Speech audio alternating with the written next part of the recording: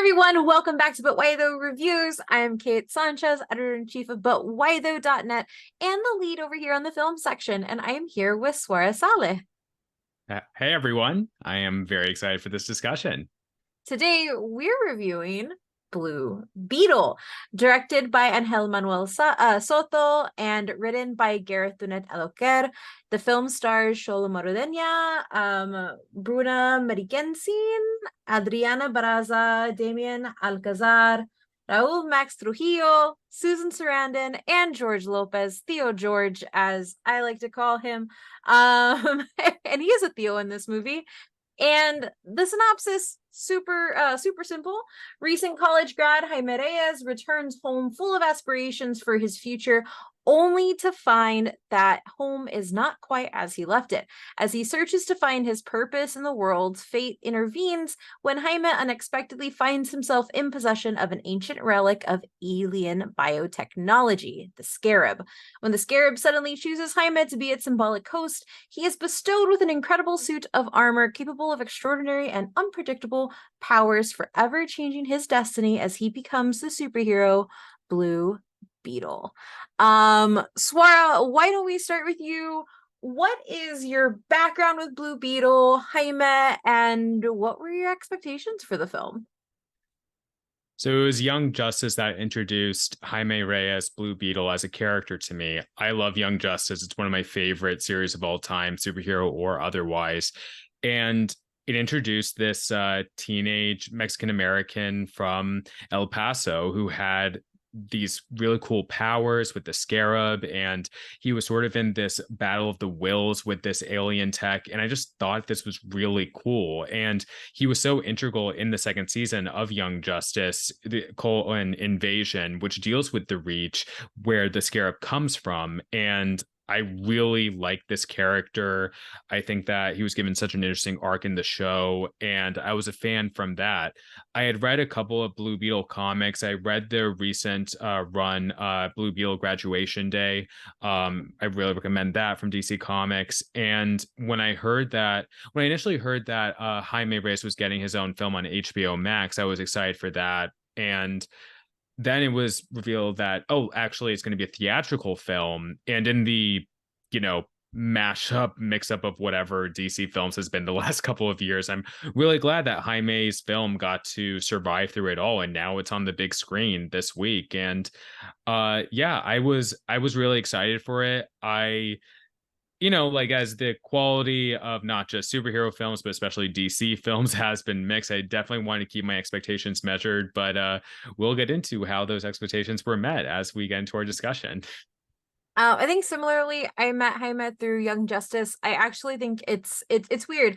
I'm a person who tends to not like new characters taking up the same mantle, and if you do it, you have to do it really well. Like for me, John Stewart is the only Green Lantern. Like, I don't care about anybody else. It is just John Stewart. Do not give me him unless it is John Stewart. And I feel very similarly with Jaime as Blue Beetle. I don't really care about Ted or acknowledge any of that stuff. It's Jaime. And I think it was because for me, like, I'm Tejana. That is a specific type of Mexican American that is like the Mexicans in Texas before it became Texas is the easiest way to describe what Tejana means. Being Texan is a big part of who I am. Being Mexican is a big part of who I am, and being Native is a big part of who I am. And so for me, when I saw Jaime, it was the first time I had ever seen a very specific look at the Tejano identity in a way that was thoughtful and took into account what El Paso is like and what Texas is like, because Texas is a minority majority state, which I don't think a lot of people know when they think about like assumptions of what Texas looks like. And so that was one of the reasons why I was first drawn to him. And then I fell in love with him because of how really cool his powers are. And just the dynamic of a kid being given these powers and having to navigate it. I think that there are a lot of elements of him that work really well if you're a fan of traditional Spider-Man stories. I think it works really well with Jaime's story as well. So I think that's a really easy through line. But at first I was excited for the film, especially because Xolo Maridueña, I can't speak today. Maridueña is the lead from Cobra Kai, and I loved his work on there, and I thought that he was a perfect cast for Jaime. I still think he's a perfect cast for Jaime. But when we first started getting all of the marketing and all of the information that was coming out, we were in a situation where I was worried because it wasn't about Jaime being Mexican from El Paso. He was from a mythical city named Palmera City, and it looked more like Miami than El Paso. And one of the things that you need to understand if you're listening to this and you don't know is Latinos are not like we. If you ask a Latino what they are, most of the time they're going to tell you their nationality or they're very specific ethnicity. Mexicans aren't Cubans, Cubans aren't Puerto Ricans, Puerto Ricans aren't Honduran, like, and the list goes on. And so the individuality means that a lot of the times that pan-Latin stories don't hit as well when a character has been predefined as something else. So as we got more information, I found myself kind of preemptively getting angry at what was being done to a hero that means a lot to the Tejano community, and more specifically means a lot to a border city that is perpetually being painted as a war zone, perpetually being painted as something that is less than. And what Blue Beetle did for El Paso and those pieces, it showed that no, like superheroes can come from the border as well. And it isn't this thing to hate or see through a yellow haze. And so when I saw that getting stripped out, I wasn't happy. Like I went into the film ready to be extremely disappointed, especially because the director is Puerto Rican and not Mexican, which is also a very specific, like there are differences. That said, I was pretty surprised. This is a hella Mexican film. And I should have known when they casted George Lopez in it that they weren't gonna do us wrong. So Swara, outside of the representation standpoint, where like what did you leave the theater feeling like on a whole? I know I just I kind of word would vomited there for a little no bit. no worries. It's excellent word vomit. I was so happy coming out of this film. I was on a high. I was just excited to talk to people about this film, to tell people to go see this film. What I really enjoyed about it, what I haven't felt with that many superhero films in a while now, I felt like there was a really great crescendo to it from start Mhm. to finish. This is the first time, I think, since Across the Spider-Verse that I came off a high of the third act of a superhero film. Mhm. I felt as though the pieces were coming together increasingly so, and so were the emotional stakes. This isn't a spoiler review. We're not going into spoilers, but I was so impressed by how much of the drama was still at its core as a through line. Even as it was getting to these big battles towards the end, there still was that emotional core of what Jaime and his family and even some of the supporting characters were going through. Mhm. I was really impressed. I think Angel did a great job with that, and the writer wrote something. I'm so sorry, the writer's name again. It was Gareth. Gareth. Yeah, Gareth. He wrote a wonderful screenplay, in my opinion. And again, I just there's such a wonderful energy throughout the film, not simply, in the tech that you see Yeah. or the action scenes. I love the action scenes, by the way, which we'll discuss later. But again, that emotional energy, that it was electric. And Yeah. I had that electricity coming out of the theater. Yeah, I think for me, like I think the action scenes are really well. They're in one of the climactic battles, Cypress Hill starts playing, and that is like the Mexican like rap group. Like Cypress Hill like means something to the culture, and it was really cool because I never thought I'd see a superhero moment like that. And what it does, and the reason I bring that up because I think that the film like it doesn't need to just be looked through a Mexican lens. Like it is not good because it is representative of a community. It's just it's good because it's good. And I think the reason that they did why it is because they use all these little hits, all these little points that I think Mexicans and I think Latinos more largely will see and recognize as like beats within our own families, but they always pay it off with a really charismatic cast. Like the chemistry and the ability of the cast to connect with each other really feeds into the action moments. Like even just the communication and connection between Sholo and Becky G, who voices the Scarab in the film, it it's dynamic. Like there is an actual relationship being formed, even as she's just kind of like describing what's happening or doing the quips. And I think that there's kind of a soul that that undercuts all of the action moments and all of the choices that gets made. And I think that that's what really helps it kind of resonate beyond just being like a superhero movie.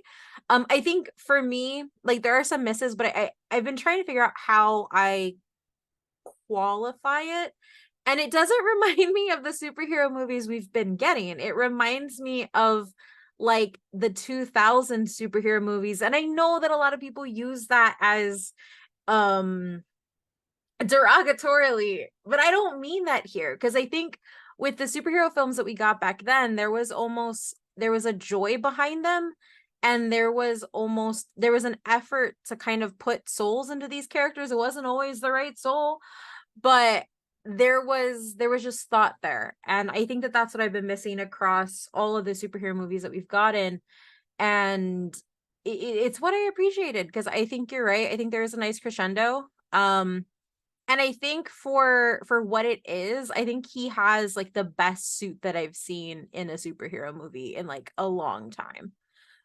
It's because he 100%. doesn't, because you can tell that as much as there's CG in it, it's a practically built suit. Like he is walking around in that suit. And I think Sholo has such this charm and awkwardness in the suit that really comes through in a great way.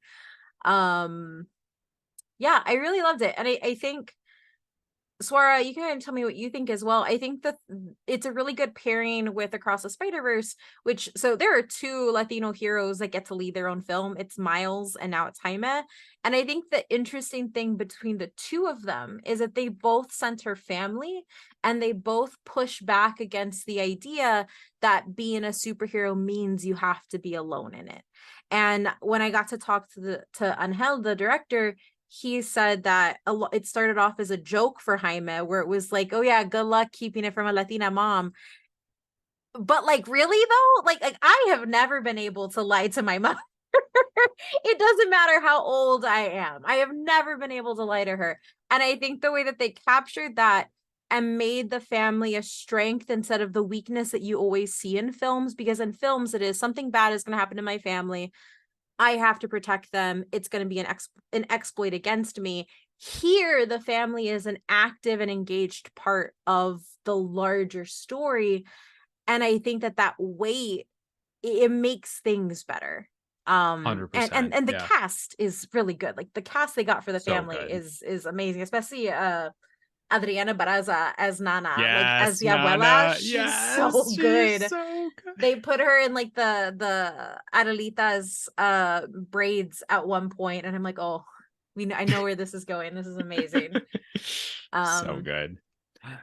You're totally so right. And I think what I really appreciated about it, the notion of the superhero having to be the loner, my impression has always been that like they do that because if the secret is shared amongst either a team or with the family, then the burden is lightened. I think what mhm, Blue Beetle did especially well is it showed that isn't really the case. They still go through such hardships and strife throughout this film, again, without giving anything away. And they're together in it, like you feel the love, you feel the camaraderie, but mhm, they're still going through this conflict together. And I think that was effectively done. yeah. And it's really weird to me, thinking about it from the perspective of like my own family, where it's like we don't sometimes it's bad. Like you shouldn't always have to carry your parents' burdens. Like sometimes you should just be a kid. Alternatively, your parents shouldn't have to always carry your burdens. But I think that there's a balance that you can find through boundaries and respect and communication of your family exists there not to lighten what you're carrying, but just kind of get you through to the end. Like they're there to help you carry it. They're not there to fix it for you. They're not there to make it worse, but they're there to help you get back up when you fall under that weight. And I think that that's what this film does, kind of like you said, like they don't lessen the burden, they're just kind of there as a way for Jaime to realize that he can carry it. And there's a part in the film where Jaime very clearly wants to give up and the family just wants to stop. And Nana says, like, we can cry later. And I used to call my mom, like when I was, I've called my mom crying. I've had terrible days. And she would say, I don't care if you go over it, you go under it, you're gonna get through it. And that type of resiliency and you can cry later attitude resonates so much. And I don't think we get that in a lot of superhero movies, because sometimes it's like, okay, we'll cry later, but then they never cry, like it just goes on to the next thing. Here I think it really captures it really well.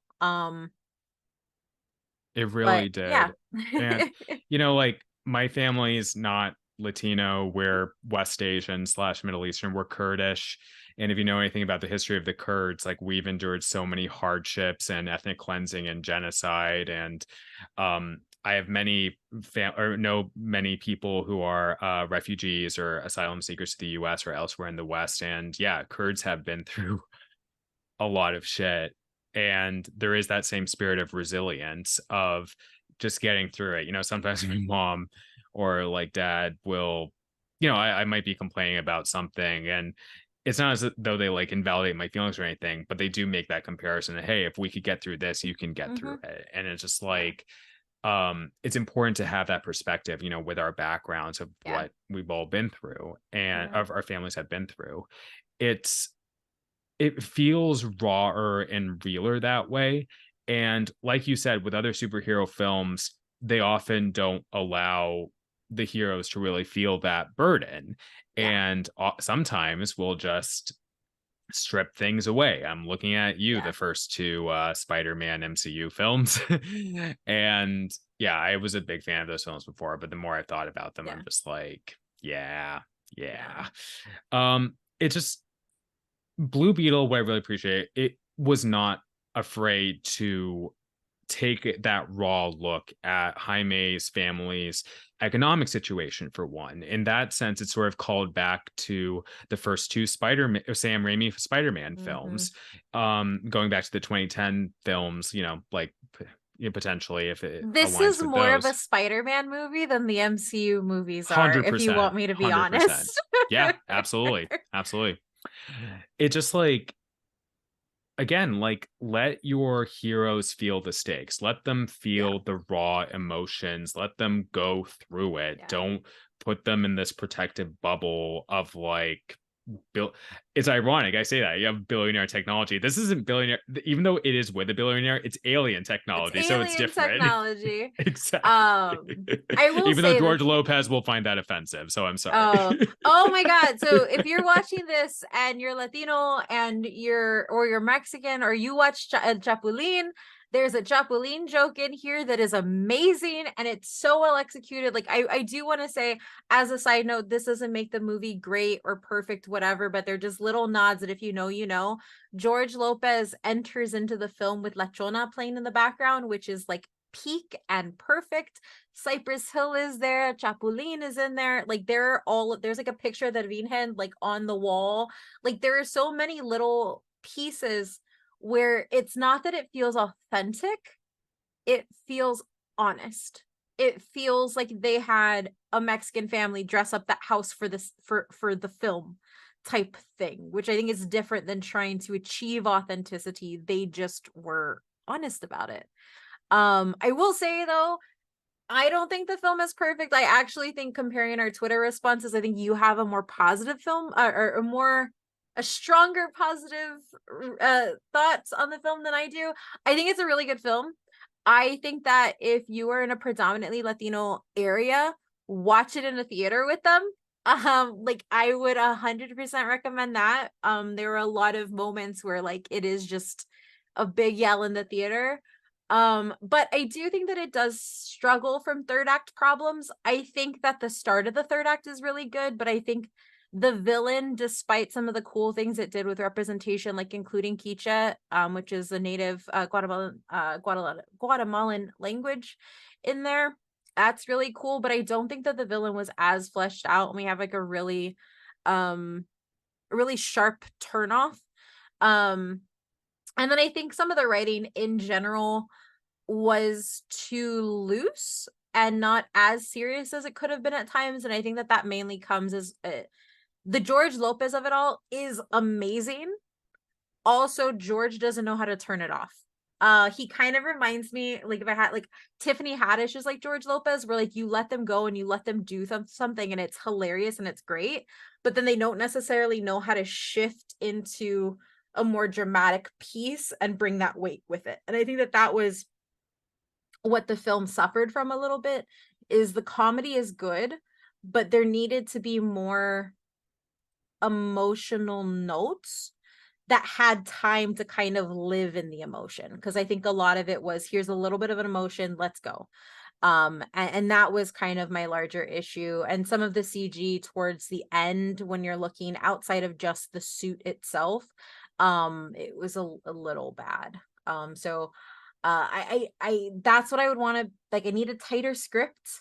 I think it also suffers from the fact that we don't know if this is the start of the DCU. We've been told it's technically not, but James Gunn's like, I'm not closing the door.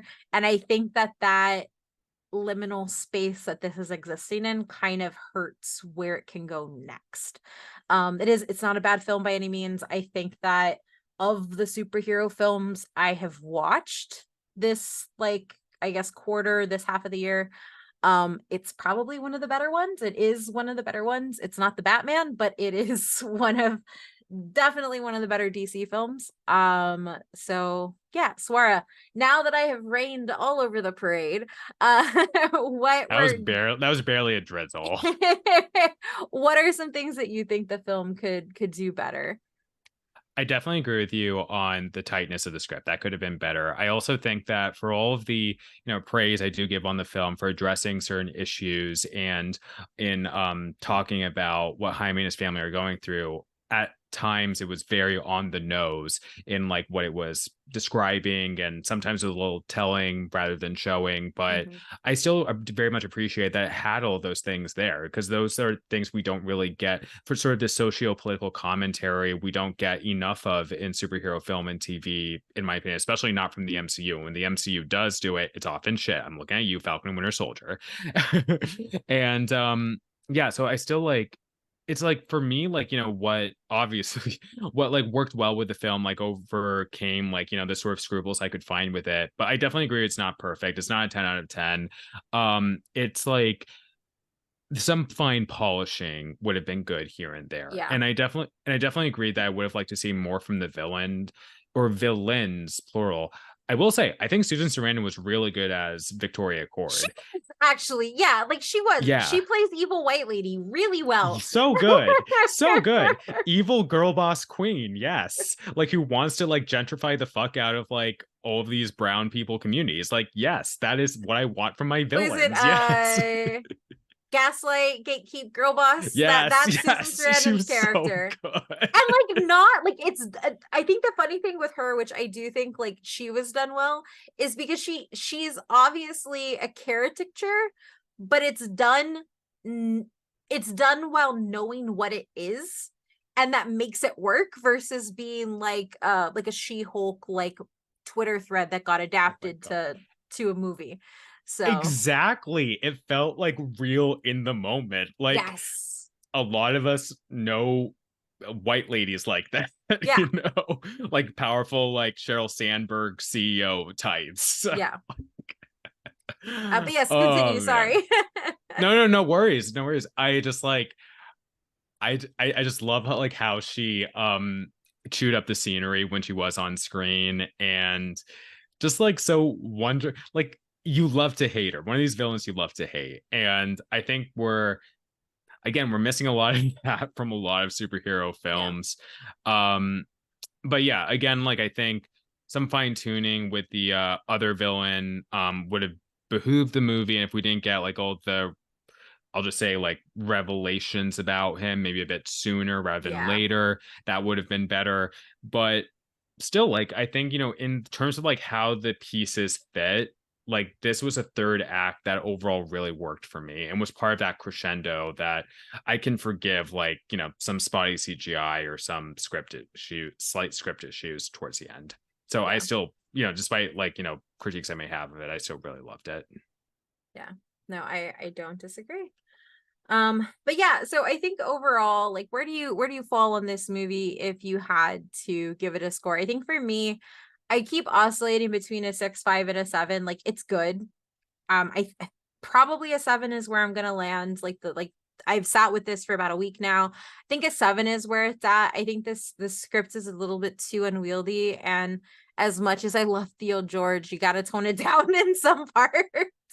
Which I guess, to his credit, we all have Theos like that. I had Theos like that when my grandparents died. We're just like making jokes in the corner because they didn't know what else to do, and they were just being loud because that's a type of person too. But I think that it's a film I'd give out a 7 out of 10 for. And I think it's one that, like, and how do I say this? I think that it's a film that if you resonate with the cultural aspects of it, you'll get a lot more out of it. But if you don't, you'll still be able to take a good experience from it. I don't think that its strive and representation is armor for it, but I do think it can help enhance an experience. Like, I think if you just rate it on the, hey, this showcases my family, it's probably like an 8.5. But I think if you judge it on its own merit, kind of pulled out from that piece, it's probably like that 6.5, 7. Just because I think that I think what you said earlier, but it just needed some refinement. Like, it just needed more time. So I do wonder what the switches from streaming to theater did in the production process, because there are some moments that feel kind of rushed, as if they were kind of just pushed through. Yeah, so that's where I am. For me, I just enjoyed so much in this film. It's just like that I can forgive some of the like critiques that we both have of it. Yeah. I'm going full 9 out of 10. I really love this Oh, film. okay, I okay. like, I thought about after we discussed a little last night after I saw it, I was like going back and forth whether I did want to like bump it down to an 8 or 8.5. But again, like, and this often happens with films for me where the more I think about them and the more I love them, then like, yeah, it solidifies for me where I rank it Yeah. or I rate it. Um, yeah, like for example, recently with Barbie, like it was, yeah, Yeah. it's a solid 9 out of 10 for me with that as well.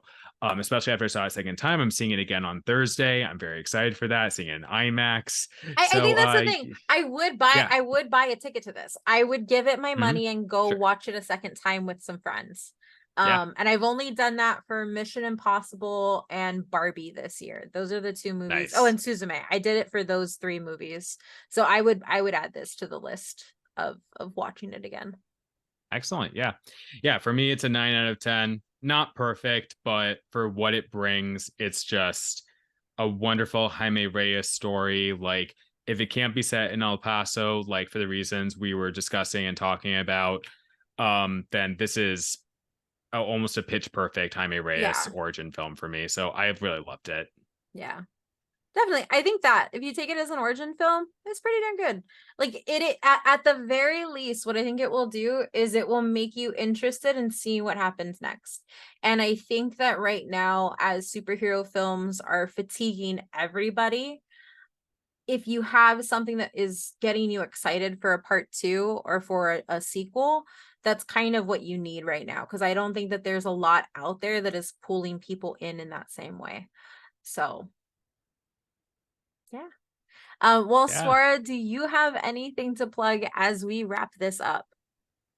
Well, thank you for having me once again. I'm a co-host of the Middle Geeks podcast, where we discuss anything and everything in Southwest Asian, North African representation, or SWANA. Check us out on the Nerds of Color podcast network. I'm a freelance writer for But Why Though, Nerds of Color, The New Arab, and other websites. Oh, I have a piece that'll be coming out on IO9. I've written for IO9, namely Miss Marvel reviews. You see, I got a poster in the background of the best Miss Marvel, the comics. No, I just want to say I love Iman Vellani. Iman Vellani is fantastic, but I just wish the series was better. And yeah, but and I will also have a review up soon on But Why Though for another film coming out, Strays, which I will just say I highly recommend y'all should watch. Awesome. And if you listen to this and you're interested in Blue Beetle, you can actually hit in whatever playlist. I don't know how to YouTube. I send this off to a video editor, but there's a interview with me and Ángel Manuel Soto discussing Blue Beetle, discussing Latino resiliency. I said that with an accent. Resiliency and its importance to the film, as well as his background and explaining about the lack of El Paso and the importance of including it in small bits. You can watch that on this YouTube channel, or you can head over to butwhythough.net to read it. And you can find me at Oh My Myth Randier on Twitter, Threads, all of the things. My name's like down here.